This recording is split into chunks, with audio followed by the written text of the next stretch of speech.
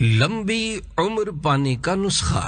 الحمدللہ رب العالمین والصلاة والسلام علی خاتم النبیین، اما بعد فاعوذ باللہ من الشیطان الرجیم، بسم اللہ الرحمن الرحیم۔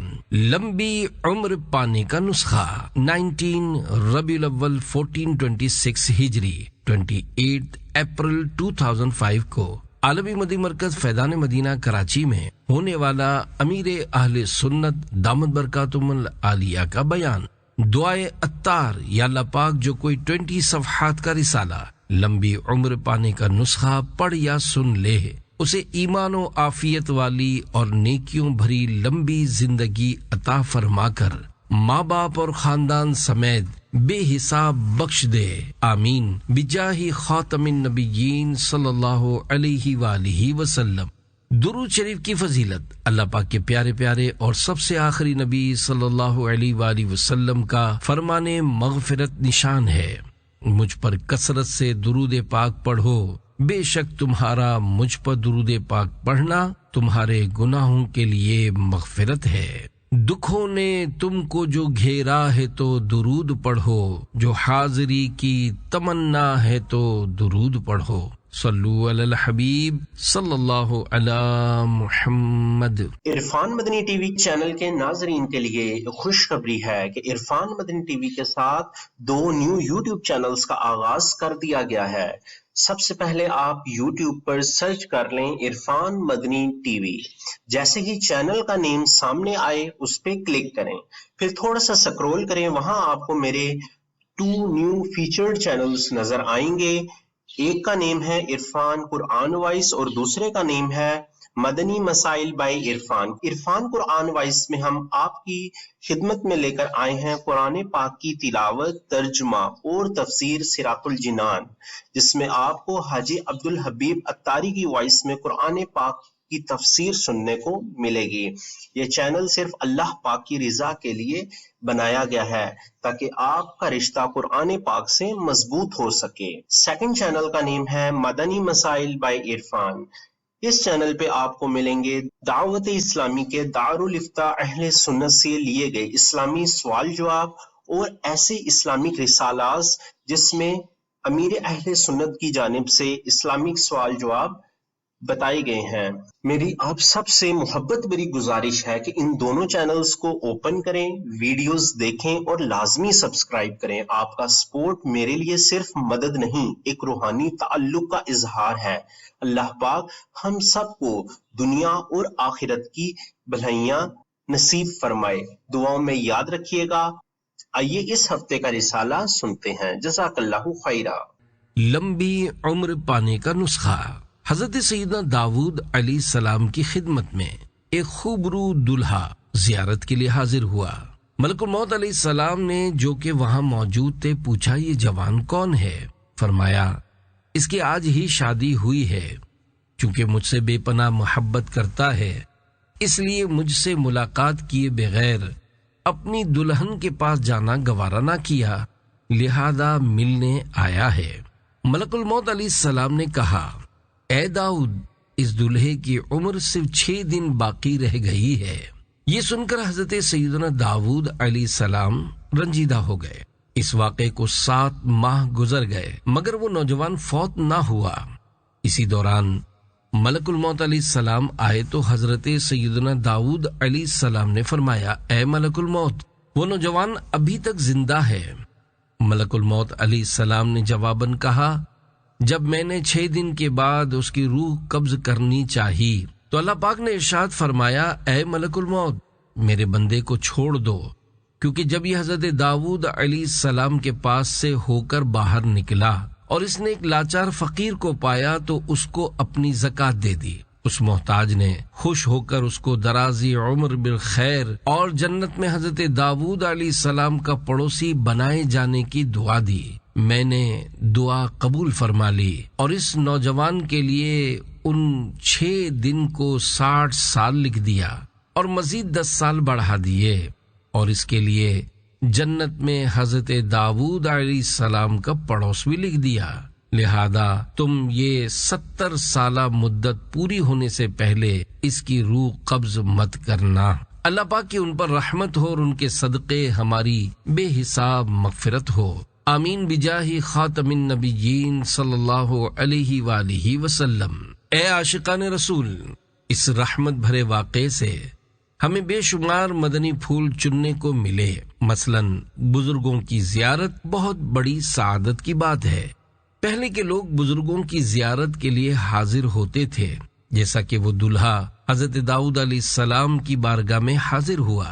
صدقہ و خیرات کرنے سے عمر بڑھتی ہے۔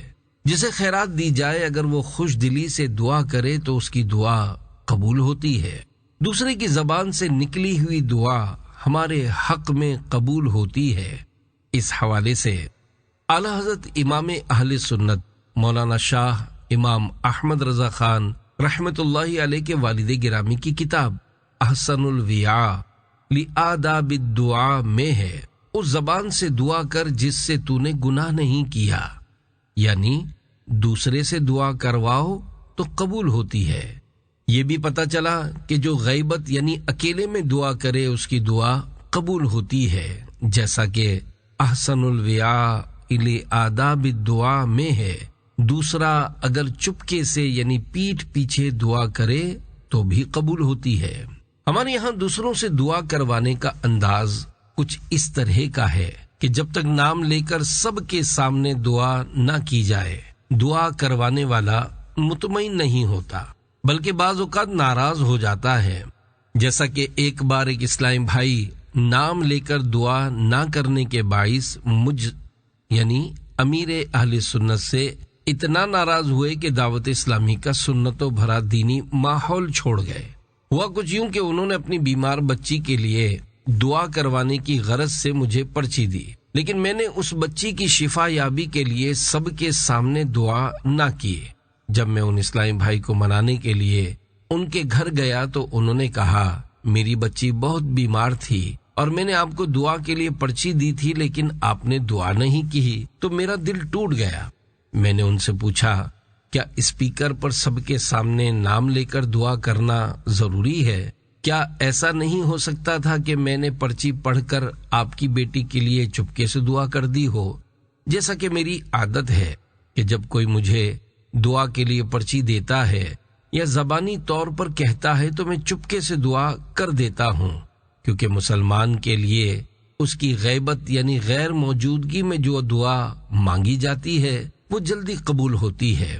لہذا اگر آپ کبھی کسی کو دعا کے لیے پرچی دیں یا زبانی طور پر دعا کے لیے کہیں اور وہ آپ کے سامنے دعا نہ کرے تو اس کے بارے میں ایسا مت سوچیں کہ وہ بالکل ہی دعا نہ کرے گا۔ یاد رکھیے، اگر آپ نے کسی کو دعا کے لیے پرچی دی اور اس نے دعا نہ کی تو وہ گناہ گار نہ ہوگا، کیونکہ کسی کو دعا کے لیے پرچی دینے سے اس پر دعا کرنا واجب نہیں ہو جاتا، البتہ اگر وہ دعا کر دے تو اس کا احسان ہوگا۔ اسے یوں سمجھیے، اگر کسی نے مجھے دعا کے لیے کہا تو اب میں اس کے لیے جان بوجھ کر یا بھول جانے کی وجہ سے دعا نہ کروں تو شرعاً مجھ پر کوئی گناہ نہ ہوگا۔ البتہ اگر دعا کروں گا تو میرے لیے آخرت کا فائدہ ہوگا کہ دعا بھی ایک عبادت بلکہ عبادت کا مغز ہے، جیسا کہ حدیث پاک میں ہے الدعاء مخ العبادہ، یعنی دعا عبادت کا مغز ہے۔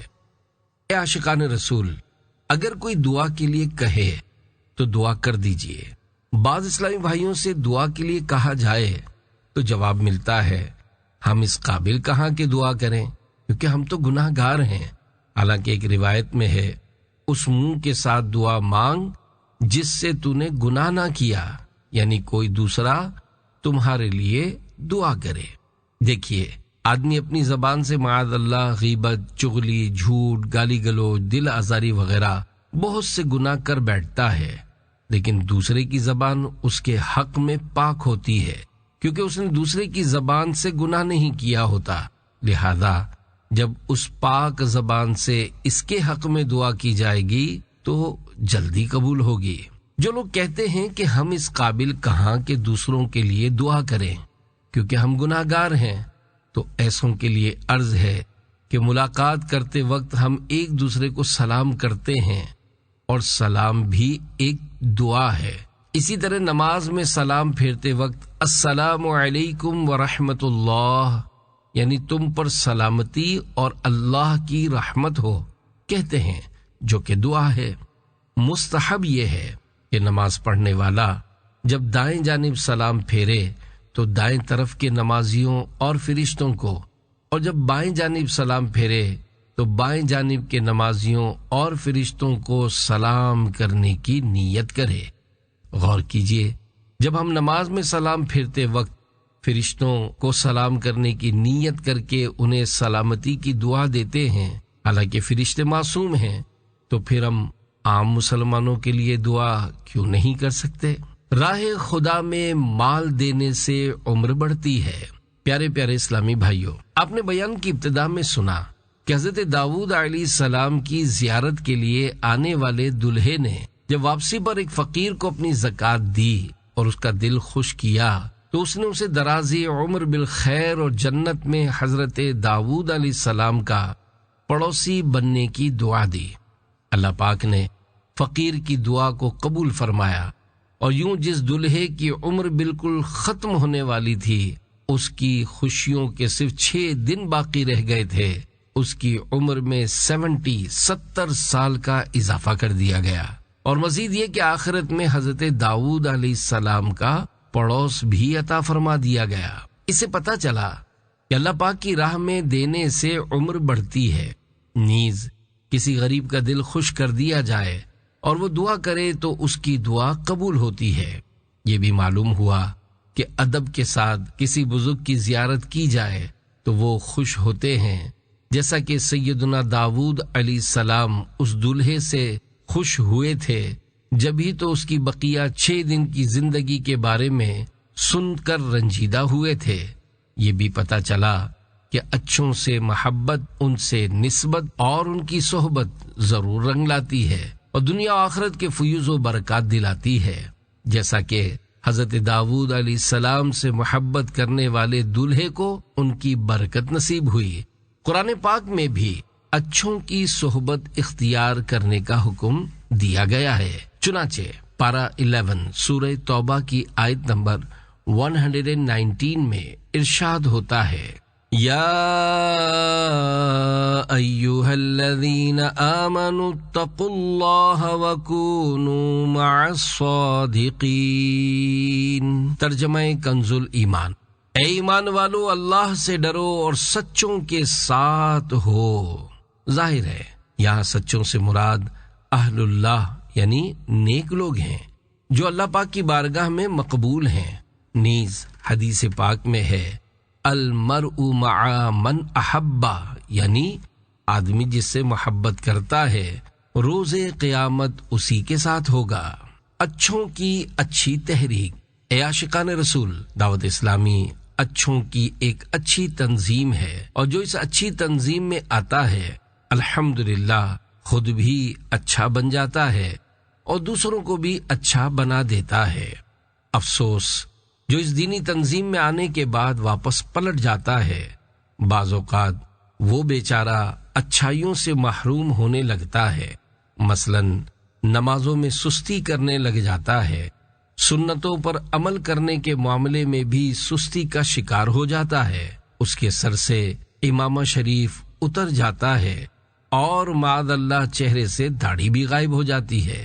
الحمدللہ دعوت اسلامی پیارے آقا مکی مدنی مصطفیٰ صلی اللہ علیہ وآلہ وسلم سے محبت کا درس دیتی اور ان کے دامن کرم سے وابستہ کرتی ہے۔ یاد رکھیے، چاہے دعوت اسلامی کے کسی بھی سطح کے ذمہ دار سے آپ کی ناراضی ہو جائے، مگر اس اچھی تحریک کو کسی صورت نہ چھوڑیے گا۔ بس اپنا یہ ذہن بنا لیجئے کہ دعوت اسلامی میری تنظیم ہے، دنیا کی کوئی بھی طاقت مجھ سے اس پیاری تنظیم کو نہیں چھڑوا سکتی۔ الحمدللہ دعوت اسلامی دنیا بھر میں اہل حق کی سب سے بڑی تنظیم ہے۔ آپ حقیقی معنوں میں دعوت اسلامی والے بن کر رہیں اور اس کے طریقہ کار کے مطابق دین کی خدمت کرتے رہیں۔ اگر آپ کے پاس دعوت اسلامی کے دینی کاموں کی کوئی ذمہ داری نہیں، یا آپ بیان کرنا نہیں جانتے، یا آپ امامہ شریف نہیں سجا پا رہے، یا زلفیں نہیں رکھ پا رہے تو کوئی بات نہیں، بس آپ اپنے گھر میں فیضان سنت سے درس دینا شروع کر دیجئے، انشاءاللہ اس کی برکتیں آپ خود دیکھ لیں گے۔ بطور ترغیب اس ضمن میں ایک مدنی بہار پیش خدمت ہے، چنانچہ گھر درس کی برکت۔ اکولا مہاراشٹر ہند کے ایک اسلامی بھائی کا گھرانہ بد مذہبوں کے ساتھ تعلقات کے باعث بد عملی کے ساتھ ساتھ بد عقیدگی کی طرف بھی گامزن تھا۔ ایک دن ان کے گھر کے سب افراد مل کر ٹی وی دیکھنے میں مشغول تھے کہ ان کا 17 سالہ چھوٹا بھائی جو کہ دعوت اسلامی کے سنتوں بھرے اجتماع میں آنے جانے لگا تھا، وہ ٹی وی کی طرف پیٹ کیے الٹا چلتا ہوا کمرے میں داخل ہوا اور اپنی کوئی چیز الماری سے نکال کر اسی انداز میں واپس پلٹا۔ اس کی یہ عجیب و غریب حرکت دیکھ کر وہ غصے میں چیخے، کیا تیرا دماغ خراب ہو گیا ہے جو آج یہ عجیب بچکانہ حرکت کر رہا ہے؟ وہ جوابی کارروائی کیے بغیر دوسرے کمرے میں چلا گیا۔ ان کی امی جان نے خلاصہ کیا کہ اس نے مجھے بتایا تھا کہ میں نے قسم کھائی ہے کہ آئندہ ٹی وی کی طرف دیکھوں گا بھی نہیں۔ انہوں نے غصے کی وجہ سے چھوٹے بھائی سے بات چیت بند کر دی۔ اس نے گھر میں سب کو اکٹھا کر کے فیضان سنت کا درس جاری کر دیا۔ یہ اس میں نہیں بیٹھتے تھے۔ ایک دن قریب ہو کر بیٹھ گئے کہ سنوں تو صحیح یہ درس میں کیا بتاتا ہے۔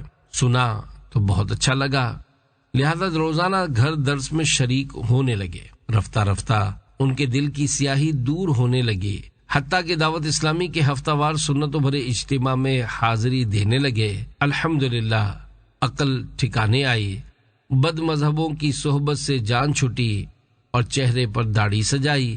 نیز بد عقیدہ مقرر کی گمراہ کن کیسٹیں جو کہ شوق سے سنا کرتے تھے، اب اس کی جگہ مکتبۃ المدینہ کی طرف سے جاری ہونے والے سنتوں بھرے بیانات سننے لگے۔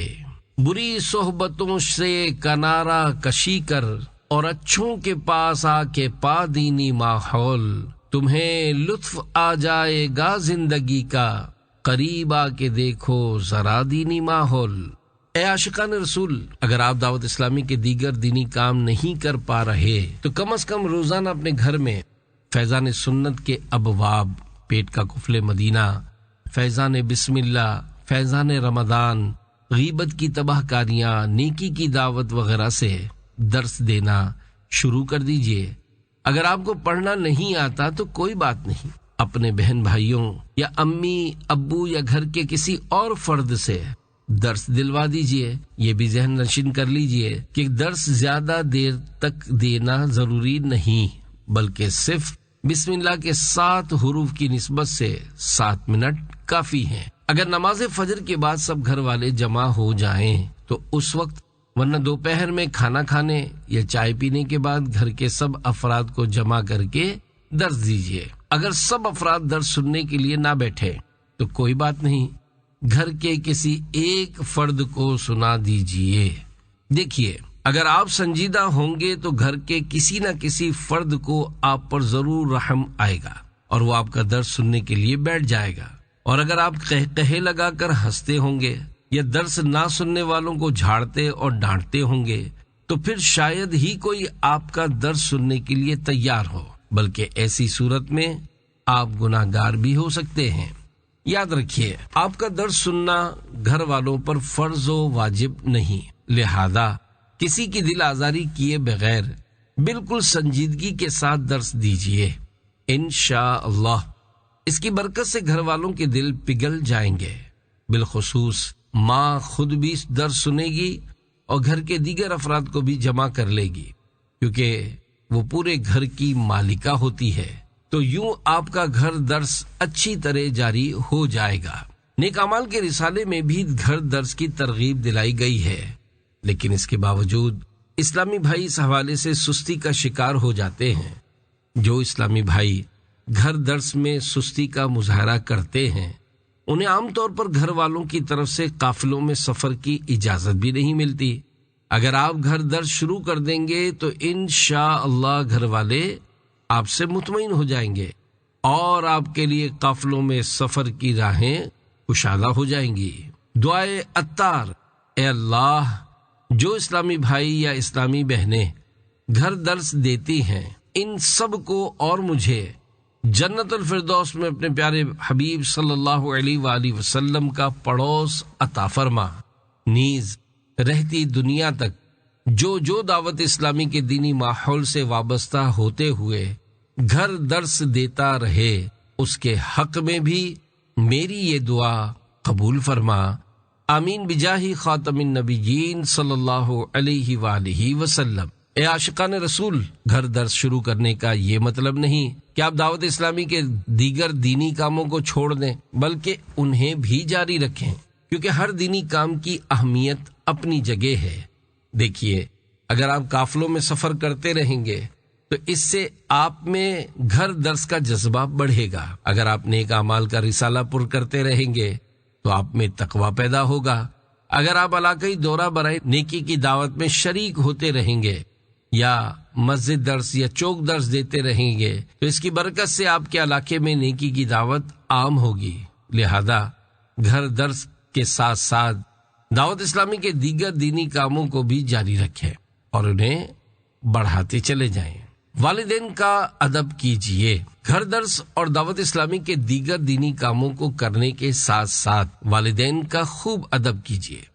ان کے ہاتھ پاؤں چومیے، بالخصوص والدہ کے پاؤں چومیے۔ ایک روایت میں ہے، جس نے اپنی والدہ کا پاؤں چوما تو ایسا ہے جیسے اس نے جنت کی چوکھٹ کو بوسا دیا۔ ایسا کرنے سے انشاءاللہ والدین کی آپ سے محبت مزید بڑھے گی، ان میں اطمینان کی کیفیت پیدا ہوگی اور ان کا یہ ذہن بنے گا کہ ہمارا بیٹا دعوت اسلامی کے دینی ماحول میں اچھی جگہ جا رہا ہے، کیونکہ پہلے تو وہ ہمیں جھاڑ دیتا تھا اور سیدھے منہ بات نہیں کرتا تھا، لیکن اب ماشاء اللہ نگاہیں نیچی کیے سلام کرتے ہوئے گھر میں داخل ہوتا ہے اور ہمارے ہاتھ پاؤں بھی چوم لیتا ہے۔ دیکھیے، جب ماں باپ آپ سے مطمئن ہوں گے تو خود کہیں گے بیٹا قافلوں میں سفر کیا کرو، بیٹا گھر درس تھوڑا مزید بڑھا دو، اور روزانہ بلا ناغہ درس دے کر ہمیں اللہ پاک اور اس کے حبیب صلی اللہ علیہ وآلہ وسلم کی پیاری پیاری باتیں سنایا کرو وغیرہ۔ لمبی عمر پانے کی خواہش۔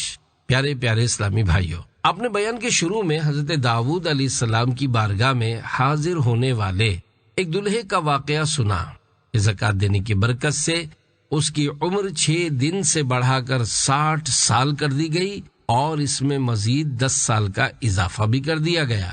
آج کل بھی بہت سے لوگ لمبی عمر پانے کے لیے ترستے اور اس کے لیے خوب احتیاطیں کرتے ہیں۔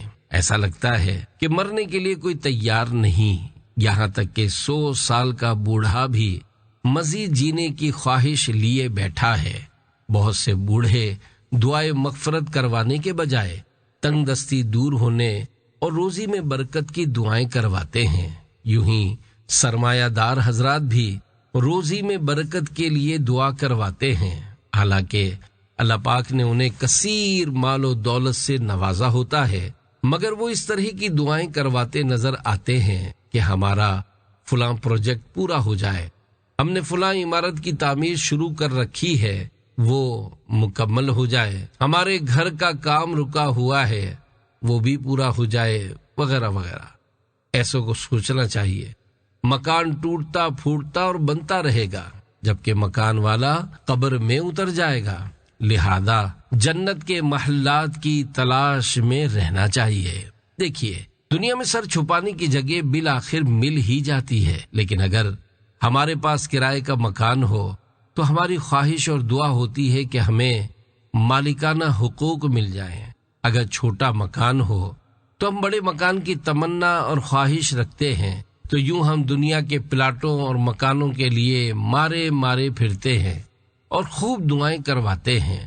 اے کاش جنت کے عالی شان محلات کی طرف بھی ہمارا رخ ہو جائے۔ اے کاش پیارے آقا صلی اللہ علیہ وآلہ وسلم صدقے میں جنت کا کوئی حصہ نصیب ہو جائے۔ باغ جنت میں محمد مسکراتے جائیں گے، پھول رحمت کے جھڑیں گے، ہم اٹھاتے جائیں گے۔ قریبی رشتہ داروں سے حسن سلوک کی برکت۔ اے عاشقان رسول، نیکیاں زیادہ کرنے کی نیت سے لمبی عمر کی تمنا کرنے میں کوئی حرج نہیں۔ لمبی عمر پانے کا ایک نسخہ یہ بھی ہے کہ قریبی رشتہ داروں سے اچھا سلوک اختیار کیا جائے۔ چنانچہ حدیث پاک میں ہے، قریبی رشتہ داروں سے اچھا سلوک مال کو بہت بڑھانے والا، آپس میں بہت محبت دلانے والا اور عمر کو زیادہ کرنے والا ہے۔ اس حدیث پاک سے معلوم ہوا کہ رشتہ داروں سے اچھا سلوک کرنے سے روزی میں برکت ہوتی ہے، آپس میں محبت قائم ہوتی ہے اور عمر بڑھتی ہے۔ لہذا اگر آپ کا کسی سے رشتہ ٹوٹ گیا ہو تو پھر سے بحال کر لیجئے۔ بدقسمتی سے آج کل جھٹ پٹ میں قریبی رشتے ٹوٹ جاتے ہیں۔ اگر آپ کی امی اور خالہ کے درمیان لڑائی کا سلسلہ ہو تو اس کا یہ مطلب نہیں کہ آپ بھی اپنی خالہ سے لڑ پڑیں، ان کی غیبتیں کریں، ان کے برے نام رکھیں، بلکہ آپ اپنی خالہ سے رشتہ جوڑ لیں۔ اور اگر اس بات کا خوف ہو کہ امی کو پتہ چلے گا تو گھر کا ماحول خراب ہوگا تو امی سے چھپ کر رشتہ جوڑ لیں۔ دیکھیے، آپ کی امی اور خالہ آپس میں بہنیں ہیں، اللہ پاک چاہے گا تو دونوں میں صلح ہو جائے گی، مگر آپ کو یہ حق نہیں پہنچتا کہ خالہ کو برا بھلا کہنا شروع کر دیں۔ یاد رکھیے، خالہ آپ کی خونی رشتہ دار اور محارم میں سے ہے۔ اسی طرح اگر آپ کی امی جان اور نانی جان کی آپس میں ٹھن جائے تو آپ اپنی نانی جان سے ہرگز تعلقات ختم نہ کریں۔ یوں ہی اگر طلاق کی وجہ سے ماں باپ میں جدائی ہو جائے اور ماں اولاد سے کہے کہ اپنے والد سے ملاقات کے لیے مت جایا کرو، تب بھی اولاد کو ملاقات کے لیے جانا پڑے گا۔ اگرچہ طلاق کے بعد عورت اپنے شوہر کی زوجیت سے نکل جاتی ہے، لیکن اولاد کا اپنے والد سے رشتہ قائم رہتا ہے۔ یہی وجہ ہے کہ ماں باپ میں طلاق ہو جانے کے بعد اگر باپ دنیا سے رخصت ہو تب بھی اولاد کو اس کی وراثت میں سے حصہ ملتا ہے۔ پتہ چلا ماں باپ میں طلاق ہو جانے کے بعد بھی باپ کے حقوق اپنی اولاد پر باقی رہتے ہیں۔ ایسی صورت میں ماں اولاد کو لاکھ بار کہے کہ اپنے باپ سے رشتہ توڑ دو، تب بھی اولاد کو اپنے باپ کے ساتھ حسن سلوک سے پیش آنا ہوگا۔ اگر ماں کے کہنے پر اولاد اپنے باپ سے ملنا جلنا چھوڑے گی اور اس سے دوری اختیار کر کے اسے تڑپائے گی تو ایسا کرنا بیچارے باپ پر ظلم ہوگا اور اولاد گناہگار ہوگی۔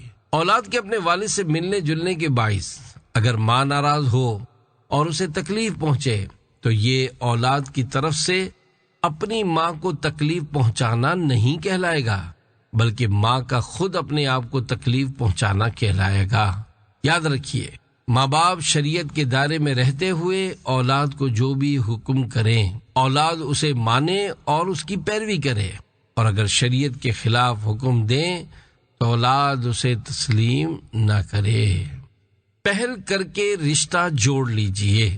پیارے پیارے اسلامی بھائیوں، اگر آپ نے خدا نخواستہ بلا اجازت شرعی اپنے ماں باپ، بیٹا بیٹی، بہن بھائی، خالہ خالو، ماموں نانا نانی، دادا دادی، پوتا پوتی، نواسا نواسی یا دیگر رشتہ داروں سے رشتہ توڑ رکھا ہے تو پہل کر کے ان سے رشتہ جوڑ لیجئے۔ اگر کسی دینی عذر کی وجہ سے رشتہ توڑ کر رکھا ہے، مثلا باپ کافر ہے، تو اس حوالے سے علماء کرام سے مشورہ کر لیجئے۔ یاد رکھیے، کافر باپ سے بھی شریعت کے دائرے میں رہتے ہوئے حسن سلوک سے پیش آنا ہوگا اور اس کا حکم ماننا ہوگا۔ البتہ جن معاملات میں شریعت نے حکم ماننے سے انکار کیا ہو ان میں اس کا حکم نہیں مانا جائے گا۔ مثلا اگر باپ کافر ہونے کے ساتھ ساتھ اندھا بھی ہے اور اولاد سے کہتا ہے کہ مجھے گرجا گھر چھوڑ آؤ، تو اب اس کی اطاعت نہیں کی جائے گی، اور اگر کہتا ہے کہ گرجا گھر سے اپنے گھر لے چلو تو اب اس کی اطاعت کرنی ہوگی۔ جن لوگوں کے ماں باپ معاذ اللہ کافر ہیں انہیں علماء کرام سے پوچھ لینا چاہیے کہ کافر ماں باپ سے کیسا سلوک کرنا ہے۔ اس کے ساتھ ساتھ قافلوں میں بھی سفر کرتے رہنا چاہیے کہ اس کی برکت سے علم دین سیکھنے کا جذبہ ملتا ہے اور دینی کتابوں کو پڑھنے اور علماء کرام سے رابطہ رکھنے کا ذہن بنتا ہے۔ یاد رہے، ایسا نہیں کہ آپ پورے کا پورا اسلام صرف 3 دن کے قافلے میں سیکھ جائیں گے، البتہ کچھ نہ کچھ علم دین سیکھنے کا موقع ضرور ملے گا اور دینی کتابوں کے مطالعے کا شوق بڑھے گا۔ صلہ رحمی کی برکت۔ اے عاشقان رسول، رشتہ داروں سے حسن سلوک کی کیا بات ہے۔ حدیث پاک میں ہے، بے شک سب نیکیوں میں جلد تر ثواب میں صلہ رحمی ہے، یہاں تک کہ گھر والے فاسق بھی ہوں تو ان کے مال زیادہ ہوتے ہیں اور ان کے شمار بڑھتے ہیں، جبکہ آپس میں صلہ رحمی کریں۔ بالفرض اگر معاذ اللہ والدین یا بہن بھائی یا بال بچے بے نمازی ہوں یا فلمیں ڈرامے دیکھتے ہوں یا بے پردگیاں کرتے ہوں یا گانے باجے سنتے ہوں یا داڑھی منڈاتے ہوں، یعنی فاسق ہوں، تب بھی ان کے ساتھ حسن سلوک سے پیش آنا ہوگا۔ پیارے پیارے اسلامی بھائیوں، جہاں دنیا میں صلہ رحمی کے اچھے پھل ملتے ہیں، جیسا کہ عمر لمبی ہو جانا، مال میں برکت ہونا وغیرہ، وہاں آخرت میں بھی انشاءاللہ اس کا خوب ثواب ہاتھ آئے گا۔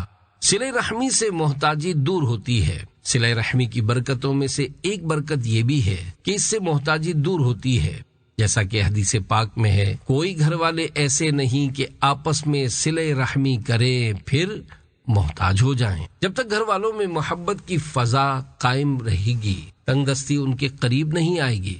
آج ہر ایک بے روزگاری اور تنگ دستی کی شکایت کرتا نظر آتا ہے، مگر یہ نہیں دیکھتا کہ گھر والوں میں محبت نہیں ہے، آپس میں لڑائیاں اور ناچاقیاں ہیں، آئے دن والدین کی لڑائی ہوتی رہتی ہے، بھائی بہنوں کی آپس میں نہیں بنتی وغیرہ وغیرہ۔ جب ایسا ہوگا تو محتاجی کیسے دور ہوگی؟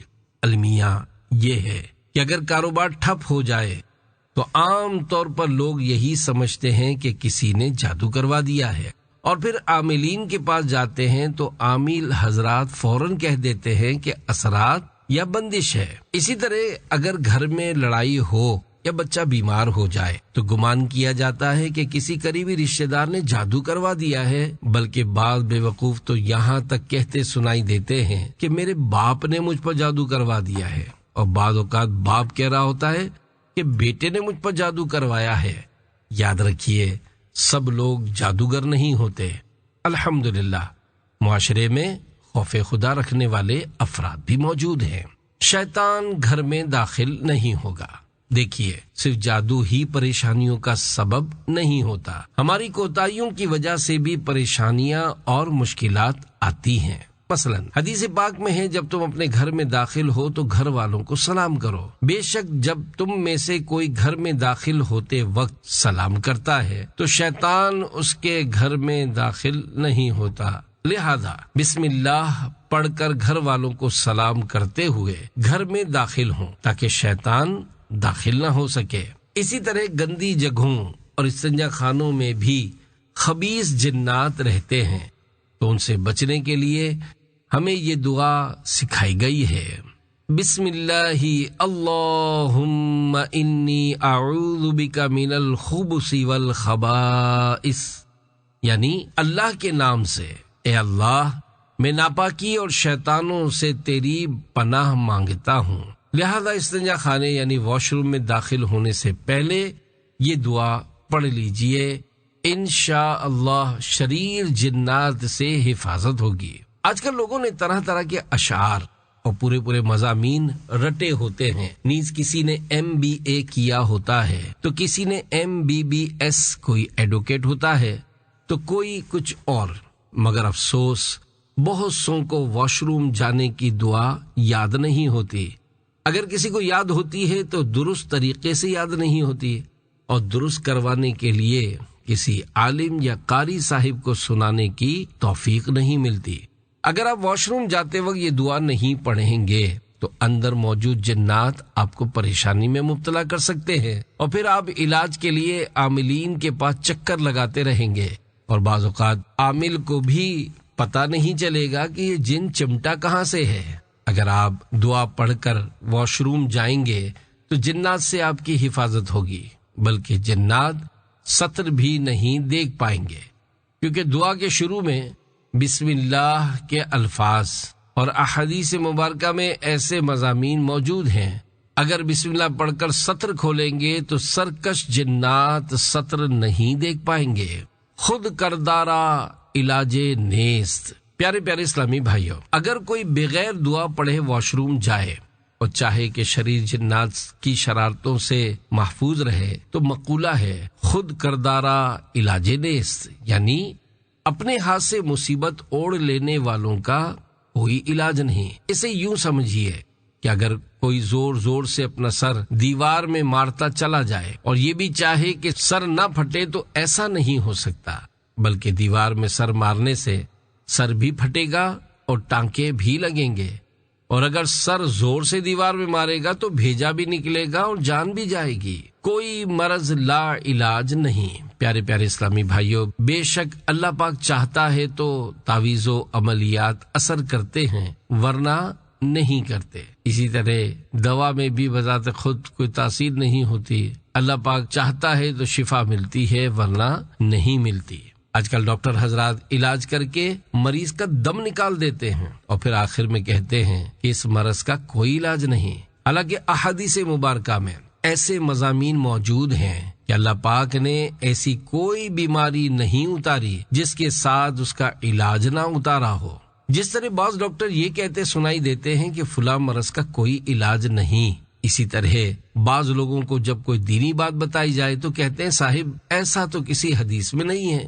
ایسوں کے لیے عرض ہے کہ کیا ساری حدیثیں ان کی نظر سے گزری ہوئی ہیں؟ یقیناً نہیں، لہذا انہیں اس طرح کہنا چاہیے کہ ایسی کوئی حدیث ہماری نظر سے نہیں گزری۔ اسی طرح ڈاکٹر کو بھی یہی کہنا چاہیے کہ ہمارے پاس فلاں مرض کا علاج نہیں ہے، یا ابھی تک ڈاکٹروں کو فلاں مرض کا علاج نہیں مل سکا، لہذا ایسا ہرگز نہ کہیں کہ فلاں مرض کا علاج ہی نہیں ہے۔ اے عاشقان رسول، ہمیں اپنے رشتہ داروں کے ساتھ صلہ رحمی اور نیک سلوک سے پیش آنا چاہیے کہ اس کی برکت سے انشاءاللہ ہمیں بہت سارے فائدے حاصل ہوں گے۔ ترغیب کے لیے چند احادیث مبارکہ پیش خدمت ہے۔